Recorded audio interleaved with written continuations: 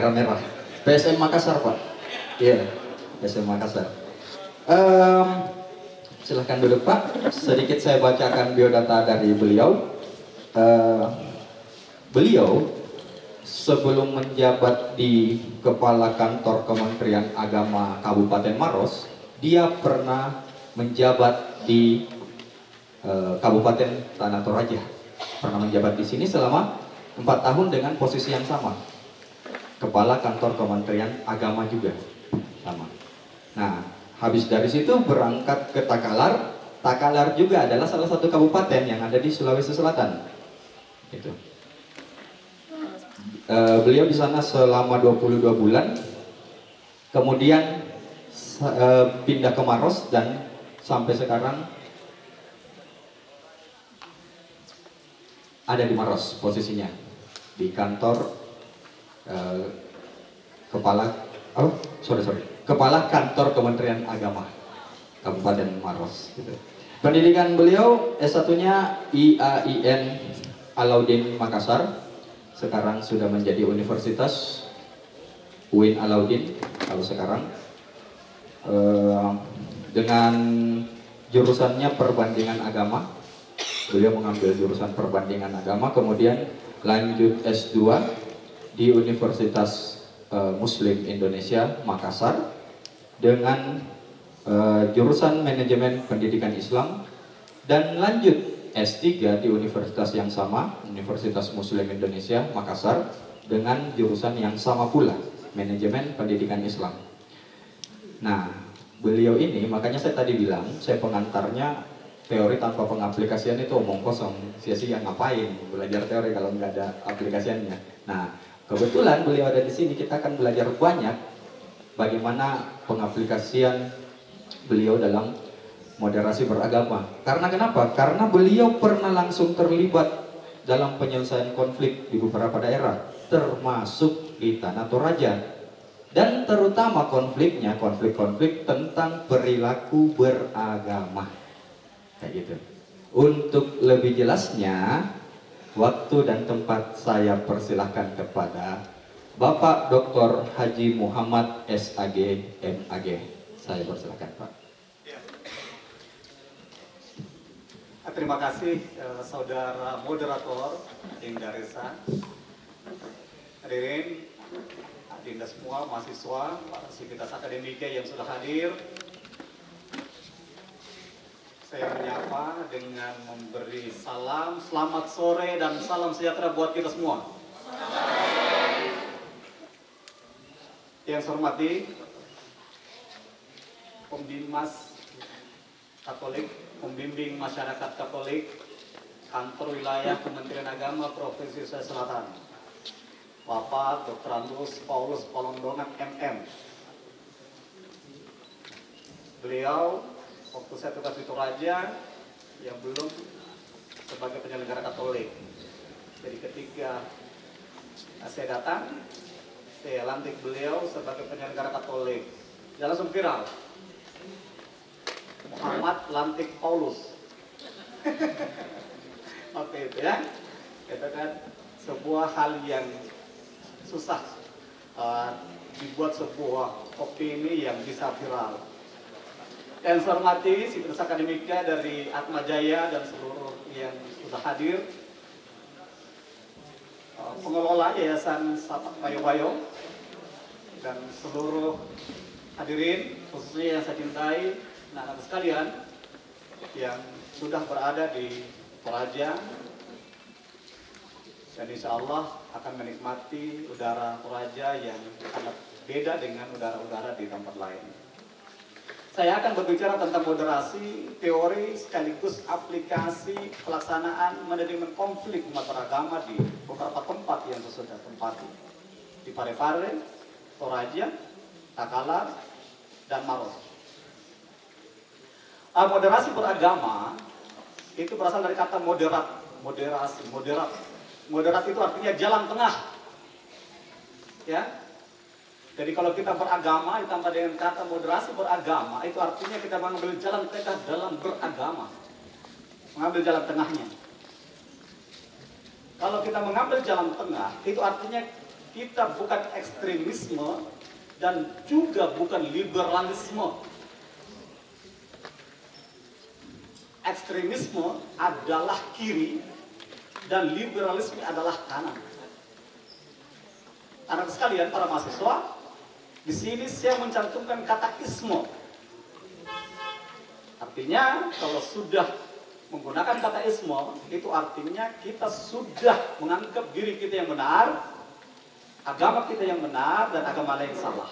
Kelompok-kelompok yang lain salah. Tetapi dalam beragama kita bisa menjadi ekstrim, tidak ada masalah. Kita bisa menjadi liberal, tidak ada masalah. Yang penting bukan ekstremisme dan bukan liberalisme. Ekstrim, kita semua dalam beragama silakan. Mau jadi orang yang soleh, silakan. Liberal menjadi orang yang bebas pilihan. Sebentar saya baru mau ke gereja misalnya. Sebentar saya baru mau salat. Dan masalah kita punya pilihan. Itu liberal. Tetapi dalam hal sudah ditambah dengan kata isme, ini yang paling berbahaya. Dalam agama, ini ada saja penganut yang ekstremisme dan ada saja penganut yang liberalisme. Moderasi beragama itu adalah definisi pendeknya seperti tadi, tetapi definisi yang panjangnya adalah sesungguhnya adalah meyakini agamanya itu benar dan juga meyakini bahwa orang lain meyakini agamanya juga benar seperti dengan cara dia meyakini agamanya. Seperti itu. Ya. Jadi kalau saya meyakini agama saya Islam, teman-teman yang Katolik pun, yang Kristen pun, yang Buddhis pun, yang Hindu pun seperti itu. Mereka meyakini kebenaran agamanya seperti saya meyakini kebenaran agama saya. Oleh karena itu, ketika kita berpaham seperti ini, maka kita tidak akan mungkin menyalahkan agama lain, kelompok lain. Ya, negara kita saat ini adalah negara yang berdasarkan Pancasila dan Undang-Undang Dasar. Pancasila, sila pertamanya adalah ketuhanan yang Maha Esa. Ketuhanan yang Maha Esa artinya apa? Negara ini penduduknya harus punya Tuhan. Tidak bisa tidak punya Tuhan negara ini. Ya, saya sampaikan kembali, negara ini harus punya Tuhan penduduknya. Kalau ada yang penduduknya bukan Tuhan, berarti dia pendatang. Ya kan? Dalam Undang-Undang Dasar 1945 pun demikian dinyatakan dalam pasal 29 ayat 1, negara berdasarkan atas ketuhanan yang Maha Esa. Jadi semua agama di Indonesia yang diakui itu punya Tuhan semua. Tidak ada yang tidak punya Tuhan. Islam, Katolik, Kristen, Hindu, Buddha, dan Konghucu itu semua punya Tuhan. Ya, oleh karena itu, setiap umat beragama dalam ayat 2 Undang-Undang Dasar, saya kira ada sekalian itu sudah paham ayat 2-nya apa? Negara menjamin kemerdekaan tiap-tiap penduduk untuk memeluk agamanya dan beribadah menurut agama dan kepercayaannya masing-masing. Jadi kita diberi kebebasan. Ya kan? Artinya apa? Pancasila maupun Undang-Undang Dasar itu semua diambil dari doktrin-doktrin ajaran agama pada semua agama yang ada di Indonesia. Pasti. Kalau kami di Islam, itu jelas. Di Kristen pun, di Katolik pun, pasti memberikan peluang yang bebas agar semua umat manusia menjalankan ajaran agamanya dengan benar, dengan baik. Ya. Kalau kami di Islam, ya, ada firman Tuhan dalam Al-Quran, dalam kitab suci kami, wahai sekalian manusia, kami menciptakan manusia dari jenis laki-laki dan perempuan, bersuku-suku, berbangsa-bangsa, untuk saling kenal mengenal. Dalam Alkitab pun seperti itu pasti ada. Oleh karena itu, kalau kita pegang baik, pegang teguh hal ini, maka kita akan bisa berjalan bersama-sama di negara kesatuan Republik Indonesia. Apalagi Pancasila di bawah kaki burung Garuda itu ada pegang dengan baik, apa di situ? Bineka Tunggal Ika. Tuhan, lahirkan saya dalam keadaan muslim. Tidak pernah saya minta. Begitu juga dengan teman-teman yang Katolik, yang Kristen, mereka tidak pernah minta. Kalau bisa meminta, Tuhan, lahirkan saya dalam keadaan Muslim misalnya, ayah saya kaya, kulit saya putih, mata saya sipit, misalnya kan. Tapi kan tidak ada pilihan itu. Ternyata setelah kita lahir ke dunia, orang tua saya miskin. Orang tua saya tidak punya pekerjaan. Agama Hindu misalnya. Apakah kita harus marah-marah sama kedua orang tua kita? Tidak mungkin. Maka agama datang.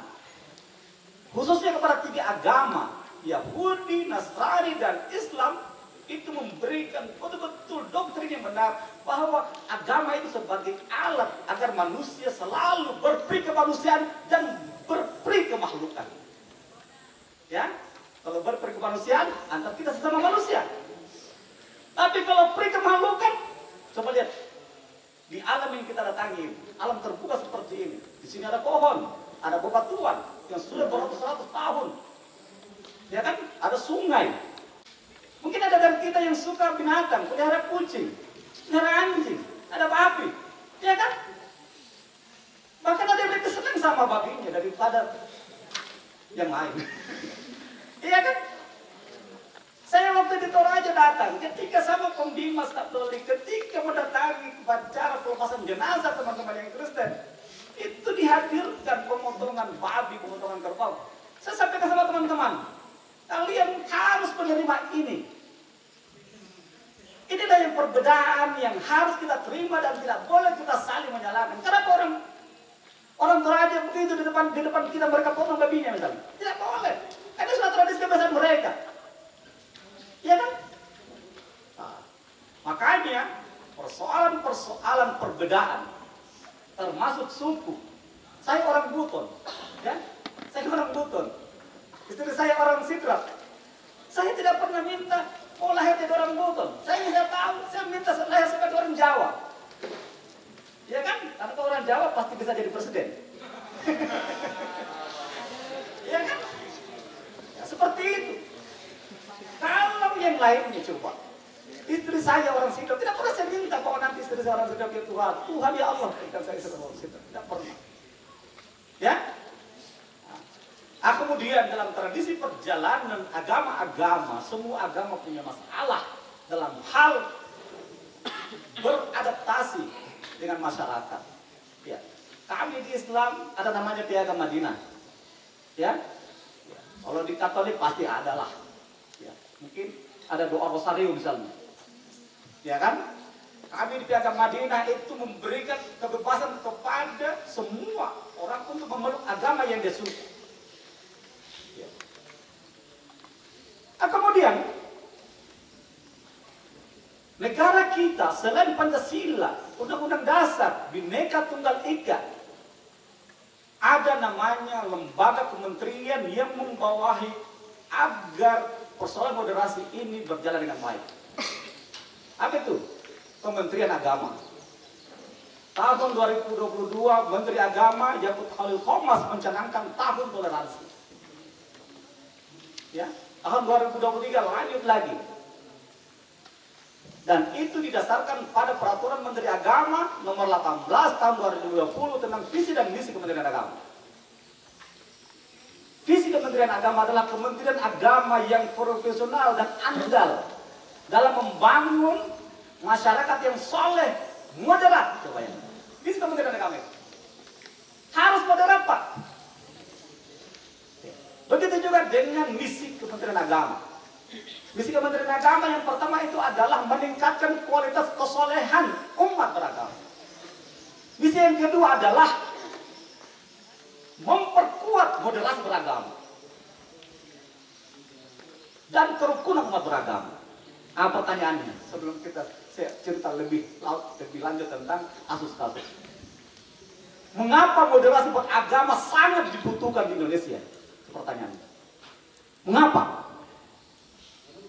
Jawaban yang pertama adalah karena munculnya perilaku eksklusif dalam beragama. Eksklusivisme. Contoh, ada itu kasus Ambon, kasus Poso,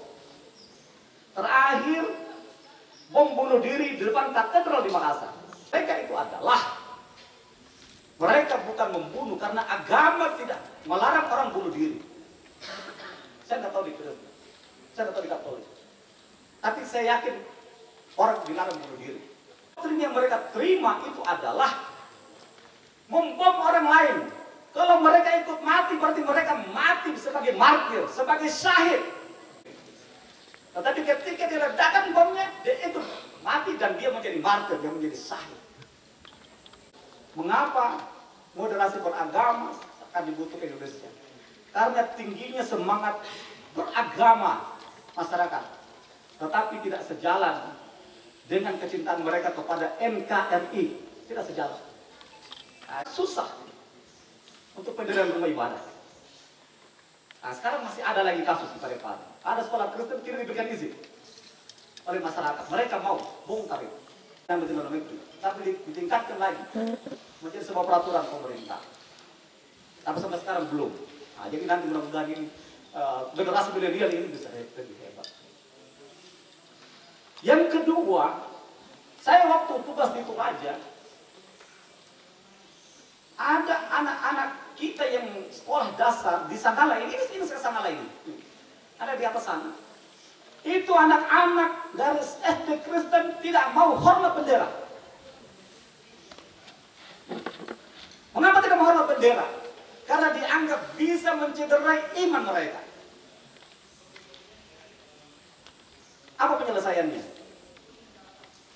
Setelah kami tahu bahwa itu terjadi pada anak-anak sekolah dasar, dan setelah kita telusuri ternyata mereka dari Saksi Jehovah. Saksi Jehovah. Saya tahu karena saya perbandingan agama bahwa Saksi Jehovah ini adalah aliran sesat dalam dunia Kristen. Dia datang kepada saya dan minta, Pak Muhammad, kita ini sepaham. Dia bilang, bayangkan dia gombal saya. Kita ini sepaham, sama-sama tidak mengakui Yesus sebagai manusia. Bayangkan itu. Tapi kataku tidak. Anda itu sesat dalam dunia Kristen, bukan dalam dunia Islam. Anda ini kan Kristen. Tidak bisa tidak. Maka kami lapor ke Bupati, lapor ke FKUB. Dalam Bupati, jangan sekali-sekali berikan dia rekomendasi untuk membangun rumah ibadah. Sampai sekarang tidak pernah terbangun. Sejak 2017. Ya? Nah itu. Kami tokoh Islam di Toraja itu tidak mengingatkan ke saya. Tahun baru Islam mau dimeriahkan. Tapi ternyata perayaannya itu hari Ahad, hari Minggu. Ya kan? Hari Minggu. Dan itu jamaah sudah harus kumpul di lapangan, di bundaran, di Makale. Apa akibatnya? Ternyata banyak pendeta terlambat ke gereja. Gara-gara macet, pawai, akbar, ada drum band, ada anak madrasah sekolah. Seperti itu. Macet. Saya ditelepon. Kenapa ini dilakukan pada hari Minggu? Kami sampai terlambat ke gereja, jemaat kami sudah menunggu. Kataku saya bilang, mohon maaf. Saya tidak pernah mendengar ada komitmen itu di Toraja. Ternyata ada komitmen itu di Toraja ini. Itu kearifan lokal. Bahwa kalau hari Ahad tidak boleh ada kegiatan. Kegiatan yang memobilisasi massa. Tidak boleh ada. Kenapa seperti itu? Jalan sudah jalan sempit, dipenuhi dengan semua teman-teman dari Muslim yang mau memperingati tahun baru Islam. Cepatnya maju. Caranya kami mohon maaf. Langsung kita bertemu. Ini permohonan maaf. Kita datang bersama-sama. Ya. Tapi ingat, di Toraja ini pernah diadakan seleksi tilawatil Quran tingkat provinsi selatan. Yang ke-32. Itu aja ini. Seleksi tilawatil Quran tingkat provinsi selatan yang ke-32. Disinilah sesungguhnya moderasi beragama tampak dan meningkatkan indeks toleransi Sulawesi Selatan di tingkat nasional. Mengapa naik itu? Karena pelaksanaan seleksi tilawatul Quran, ngaji, terjemah, tafsir dan sebagainya itu dilaksanakan di aula-aula gereja, termasuk gereja Katolik. Waktu itu tahun 2019. Saya di WA, di telepon, Pak Kandet ini mau Islamkan Toraja. Bayangkan, saya diserang habis-habisan. Mau Islamkan. Kataku tidak. Ini bahagian dari perayaan masyarakat Toraja. Bersama-sama membangun agar masyarakat ini soleh. Dan bisa menjadi contoh bagi masyarakat Sulawesi Selatan. Coba ya. Saya tantang teman-teman dari kabupaten lain. Karena apa? Mereka banyak keluhannya. Nanti di Toraja kita mau makan apa? Misalnya kan? Coba ya. Kata kalian pasti makan nasi, makan ikan. Coba ya. Seperti itu. Di termasuk di aula gereja Katolik. Teman-temannya dewan hakim itu salat di aula gereja. Mengapa saya bisa aman? Ada rekomendasi Monsinyur. Ada rekomendasi dari gereja Toraja. Karena sudah kita bicarakan bersama. Bahwa ini adalah pesta rakyat. Seperti itu. Orang Toraja sudah sangat paham dengan kebersamaan dalam perbedaan. Sudah sangat paham. Atau apanya lagi mau dipermasalahkan? Nah, yang terakhir. Upaya Kementerian Agama membangun moderasi beragama. Ya. Saat ini Kementerian Agama telah membuka ruang yang sebesar-besarnya untuk moderasi beragama. Ya. Penyuluh Katolik, penyuluh Kristen itu semakin diperbanyak. Baik sebagai PNS maupun sebagai P3K sekarang. Ya. Waktu saya di Toraja, penyuluh Katolik itu hanya 10. Kemudian kita bersama-sama minta ke pusat tambah menjadi 15. Penyuluh Kristen yang hanya 20 dalam waktu 3 tahun itu bertambah jumlahnya penyuluh agama Kristen menjadi 127.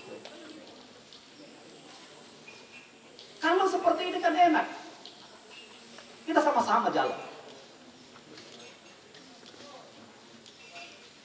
Yang kedua, madrasah dan sekolah-sekolah di bawah naungan Kementerian Agama semuanya dijadikan sebagai sekolah inklusi, madrasah inklusi. Ya, saya di Maros saat ini, kalau teman-teman dari Kristen, dari pendeta bertanya, kenapa itu Kementerian Agama tidak ada teman-teman yang dari Kristen? Kataku tunggu, dalam waktu 1 tahun, insya Allah sudah ada penyuluh agama Kristen dalam kantor. Sekarang sudah ada 2 di Maros, penyuluh agama Kristen. Kita tinggal tunggu lagi teman-teman dari penyuluh Katolik. Di Tanah Toraja, Madrasah Alia Negeri Tanah Toraja saat ini sudah punya guru Kristen mengajar di madrasah. Sudah banyak mengajar di madrasah. Tapi yang diajarkan itu adalah mata kuliah umum seperti geografi. Ini yang terus dibuka. Karena kalau pemahaman moderasi ini didasarkan pada ekstremisme tadi, liberalisme ini bahaya. Di kampus-kampus, ya, paham ekstremisme ini berkembang dengan baik, berkembang dengan subur, ekstrim. Mereka melihat hanya kelompoknya. Kalau saya di Islam ada Syiah misalnya, ada Wahabi misalnya. Ya kalau di Katolik pasti. Dan semua agama punya seperti itu. Demikian, saya serahkan kembali ke moderator. Ya, terima kasih Pak Muhammad. Jadi tadi sudah dipaparkan ya beberapa kasus dan segala macam. Malah saya sempat tadi kepikiran perkataannya Pak Muhammad, kalau kita tidak bisa memilih kita dilahirkan di rahim siapa gitu.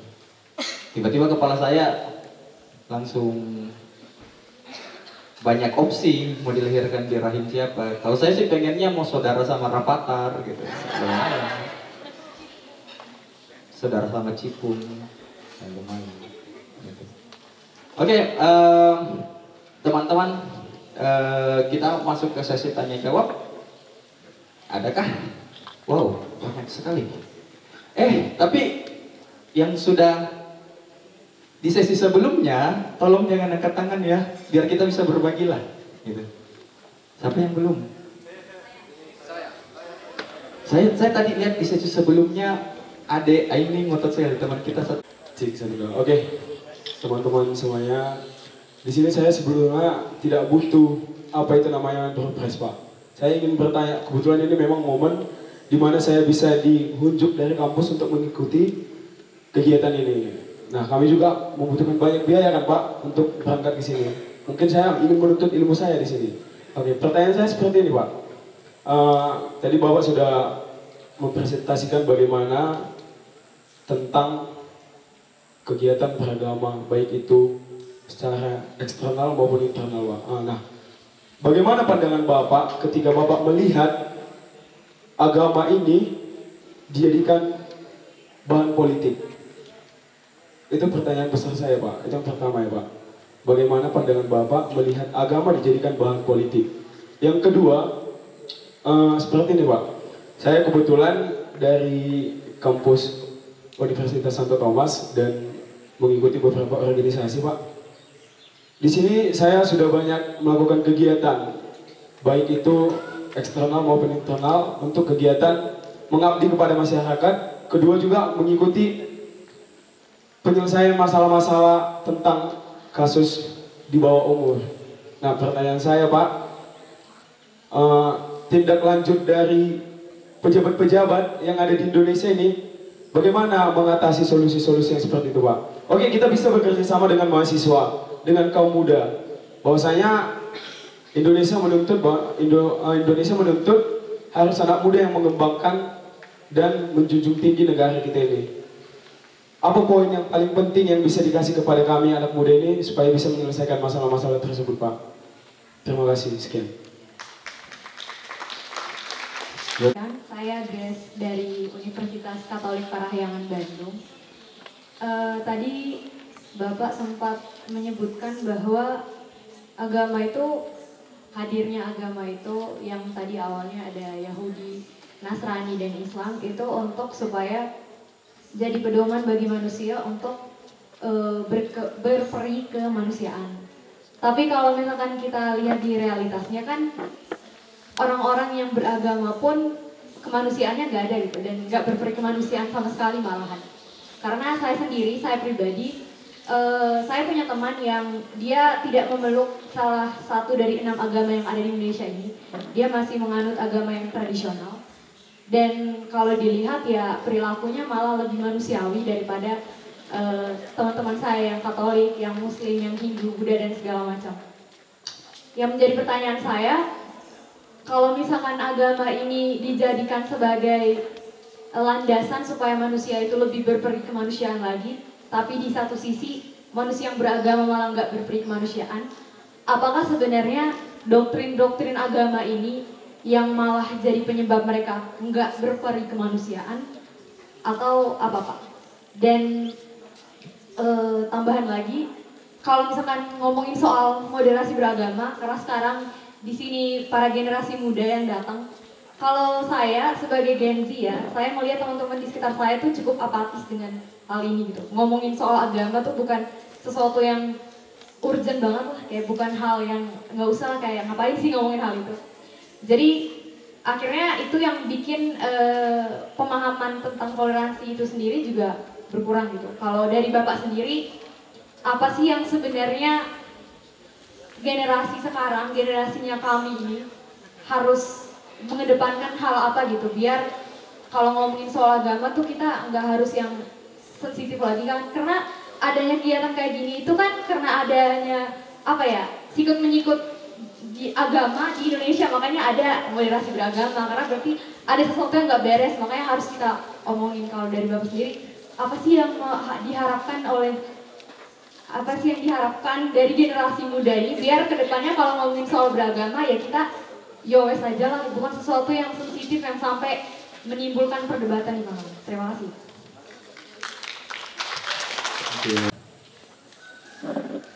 Ya, terima kasih sudah memberikan tanggapan. Sekarang memang zamannya orang untuk menjadikan agama sebagai konsumsi politik sekarang. Itu tidak bisa kita hindari. Ya. Tapi sesungguhnya itu adalah hal yang tidak etis. Tidak etis. Karena agama kita ini, Yahudi, Nasrani, dan Islam itu adalah agama misi. Ingat itu. Tidak bisa tidak. Dan harus kita terima bahwa setiap pendeta, pastor, kiai itu menghendaki agar pengaruh agamanya itu mengerjakan ajaran agamanya dengan baik. Misi, ya kan? Di Toraja ini dulu ada namanya yang waktu saya sempat menghadiri acaranya itu pernah menghadiri memperingati 100 tahun hadirnya Injil di Toraja. Van der Stroy, dia orang Belanda, ya kan? Orang Belanda penjajah yang duduk di rantai Pau, mereka menghendaki agar orang Toraja ini bisa meninggalkan budaya yang buruk. Jangan makan babi, jangan minum arak, jangan mencuri, ya kan? Orang Toraja marah.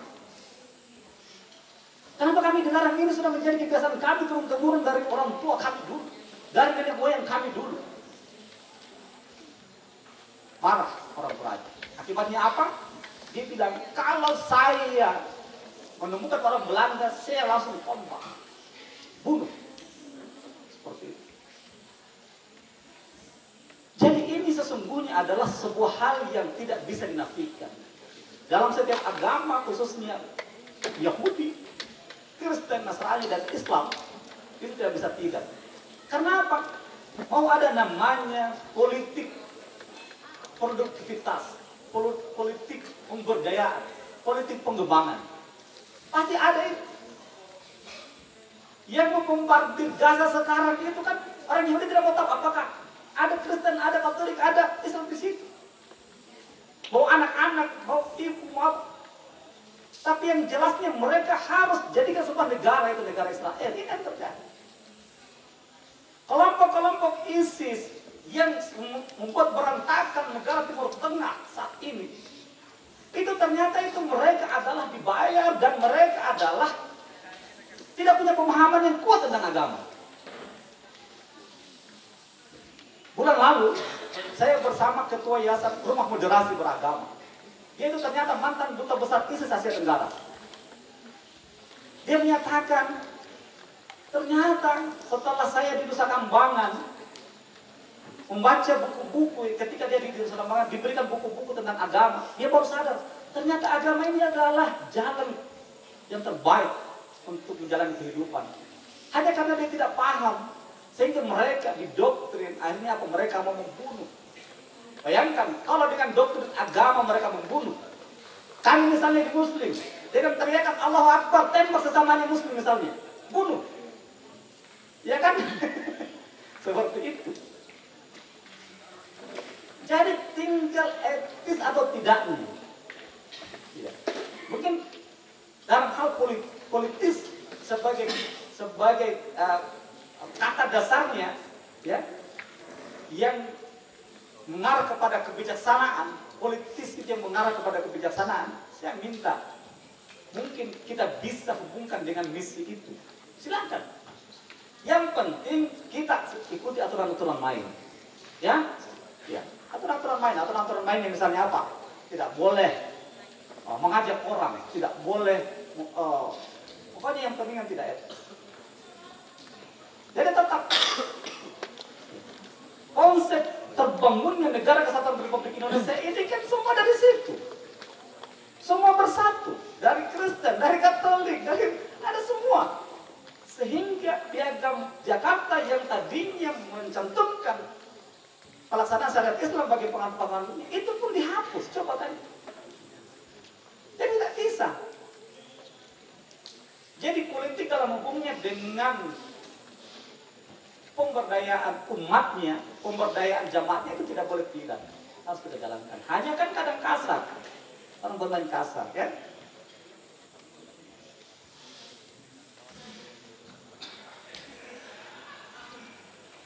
Kemudian yang tidak Tidak lanjut dari pejabat. Yang di bawah umur ini yang dimaksudkan yang mana itu tadi itu? Maksudnya itu. Ada beberapa Pak. Ya, ini anak Pak. Ya. Ada satu kasus ini hanya dianiaya. Sebenarnya kan dalam artian kan sebelumnya kan anak yang di bawah umur itu mau bagaimanapun kesalahannya kan tidak boleh dianiaya Pak. Itu kan ada tata aturan dalam hukum Pak. Jelas dalam pasal-pasalnya dikaitkan bahwa tidak boleh menganiaya anak di bawah umur, apalagi memenjarakan anak di bawah umur. Nah, kami sebagai kaum muda, anak muda yang berinovasi untuk mengembangkan kegiatan atau membela Pak, membela anak-anak atau memberikan semangat tinggi, apa yang bisa solusi, apa yang pejabat bisa memberikan solusi kepada kami, memberikan ide, lakukan seperti ini agar kami bisa mengembangkan kepada anak-anak di bawah umur. Ya. Jadi kasus di bawah umur sesungguhnya bukan hanya pada kekerasan. Kekerasan verbal. Ya, kekerasan di bawah umur. Tapi ada kekerasan non verbal. Kami di Islam itu termasuk menikah di bawah umur juga itu kekerasan non verbal. Orang tuanya mau harus menikah, harus kawin padahal usianya belum 19 tahun. Ya kan? Akibatnya apa? Terjadi perceraian. Karena mereka saling tidak baku suka hanya karena ada orang tua. Saya di Maros sekarang ada anak pesantren itu hanya mencubit telinganya, menjewer dan memukul sedikit. Itu orang tuanya langsung di pesantren di Maros, ya ini kasus sekarang. Orang tuanya minta supaya lanjut ke polisi. Apa akibatnya? Akibatnya sang guru, sang ustaz di penjara 4 tahun. Ya, kasus-kasus seperti ini sesungguhnya ada di sekitar kita. Hanya itu tidak tampak.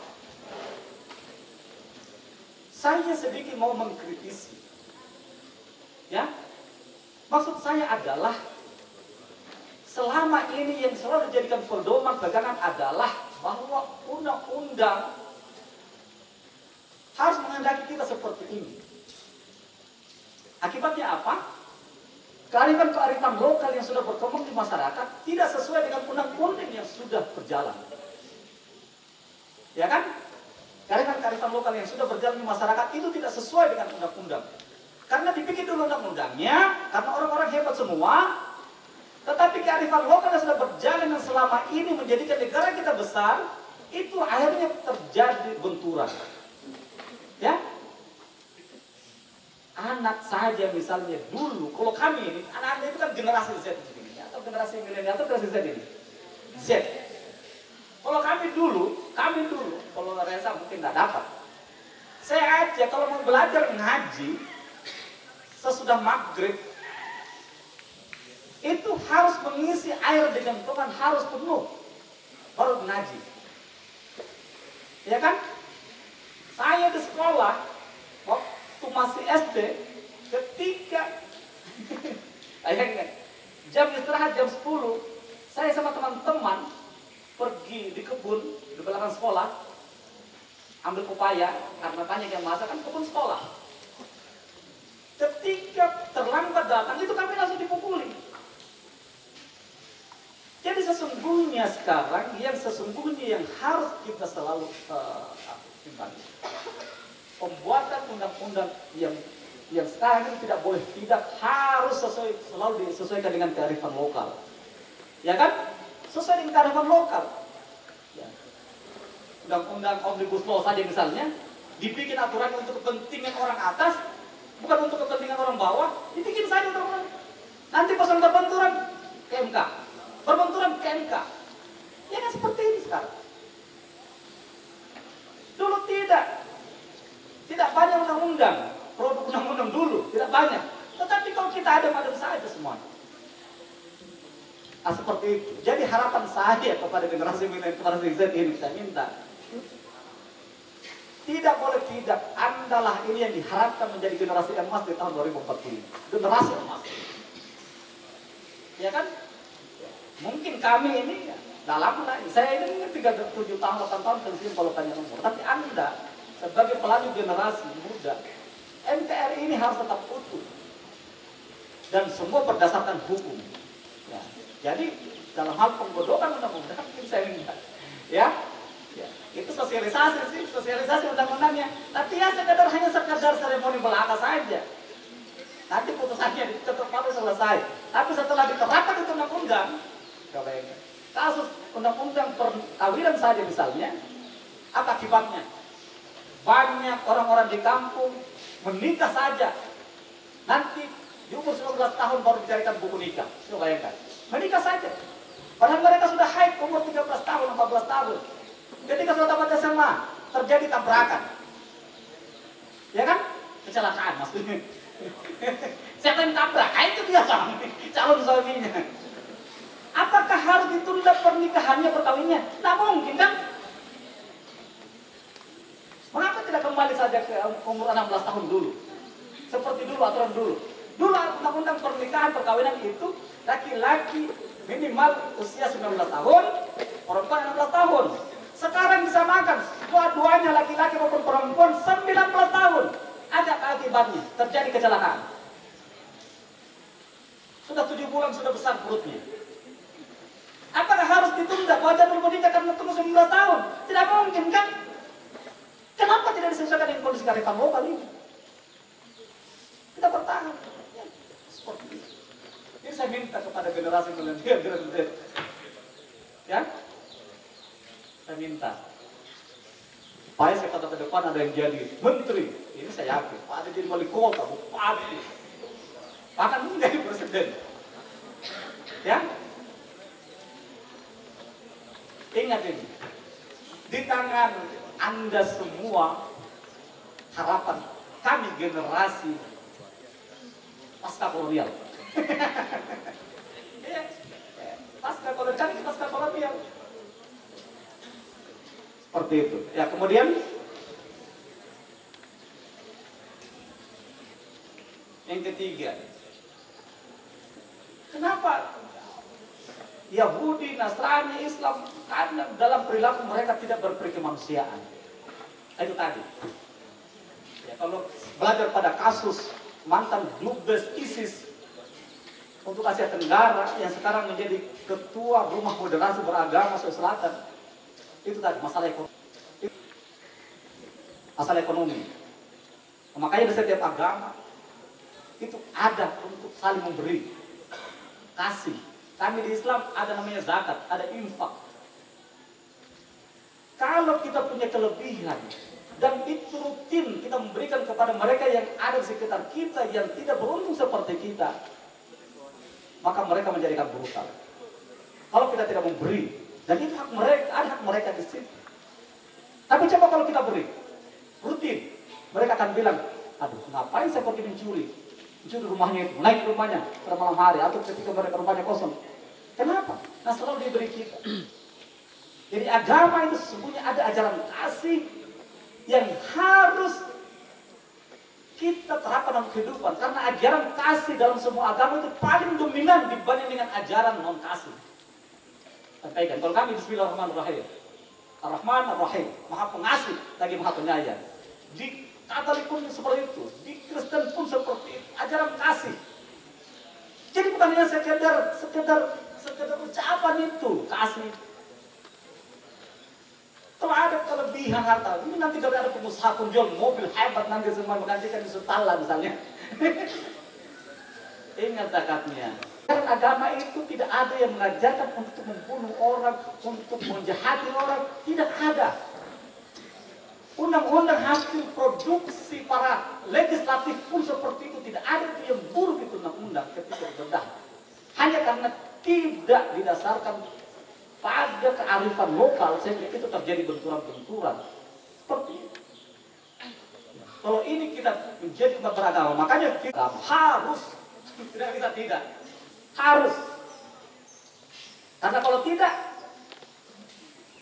saya sama Reza misalnya, saya seorang Muslim, Reza seorang Katolik misalnya. Kalau tidak ada pemahaman agama tentang moderasi, saya menyatakan, kau itu Reza. Ya kan? Apa itu agama begini-begini? Nah, nggak usah kita berteman. Saya di Toraja ini minum sarapan bersama, minum kopi bersama, Seperti itu. Jadi moderasi beragama itu adalah wajib diterapkan di masjid. Karena kalau tidak, maka kita akan saling bunuh membunuh, saling curiga mencurigai. Maka tidak ada boleh, tidak ada yang lain selain kita paham dengan moderasi beragama. Karena ada moderasi beragama ini kadang termasuk di pejabat pun tidak paham itu moderasi, tidak paham. Yang dikira modernisasi. Banyak yang tidak paham moderasi. Apa itu moderasi? Dikira modernisasi. Lain moderasi, lain modernisasi. Dan semua agama punya itu. Saya kira cukup. Demikian saya serahkan kembali ke Ya, tepuk tangan semua. Terima kasih banyak. Saya pikir sudah jelas ya. Bapak silahkan turun dulu di sini. Kita mau memberikan souvenir ke para penanya. Tolong souvenirnya.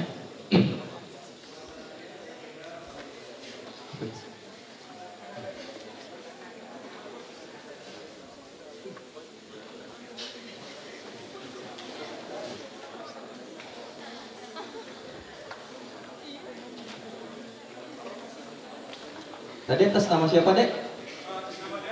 Dari? Oke, silahkan maju ke sini. Tadi Grace ya? Dari? Parayangan, silahkan maju. Nanti akan diserahkan sama Pak Muhammad.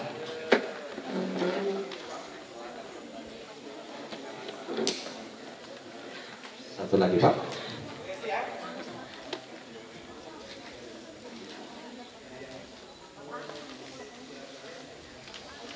Oke, terima kasih. Silahkan duduk kembali. Pak Muhammad tetap di sini. Kami dari pihak pelaksana ada kenang-kenangan berupa sertifikat yang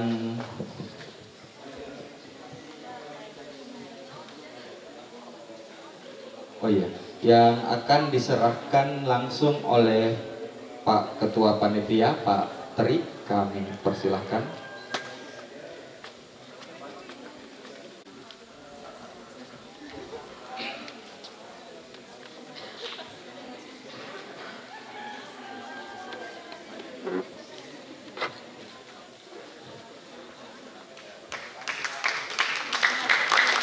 Terima kasih banyak. Sekali lagi tepuk tangannya untuk Pak Muhammad. Terima kasih, Pak. Terima kasih. Selanjutnya saya akan serahkan ke MC. Saya kembalikan ke MC.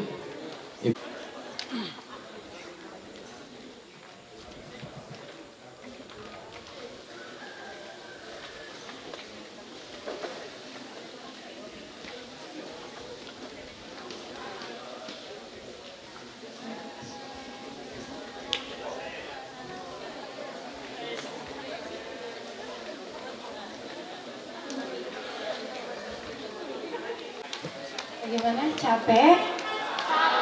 Capek. Oke, sebentar lagi kita bakalan masuk ke sesi bersih-bersih.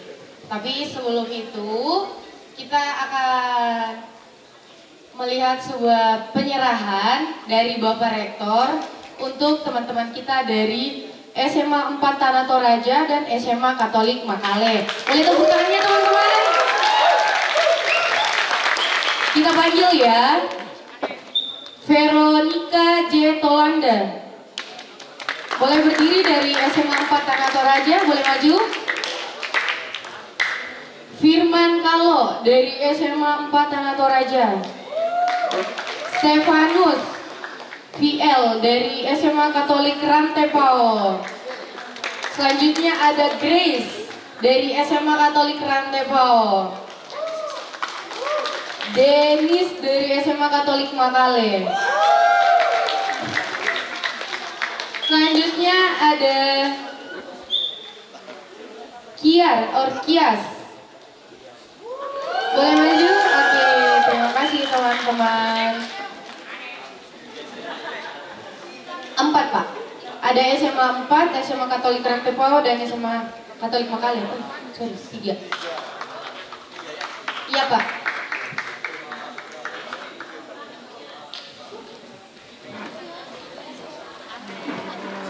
Dalam kita cultural student camp ini buat para teman-teman dari SMA. Atas nama Universitas Atmajaya, saya selaku rektor menyampaikan terima kasih banyak, dan mohon yang tas ini dibawa ke rumah masing-masing ya.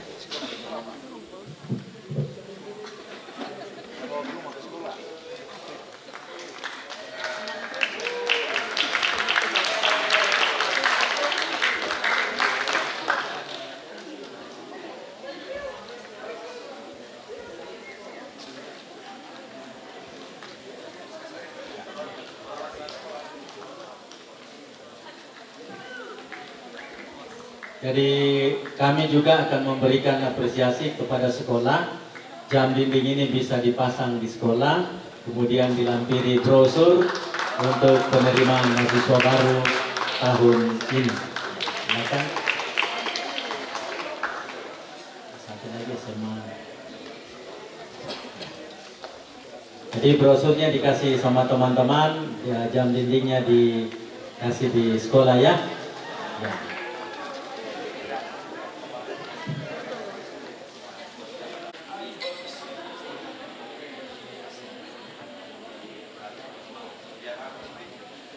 Oke, boleh? 1, 2, 3. Ini local wisdom, bukan miras ya. Kebijaksanaan lokal.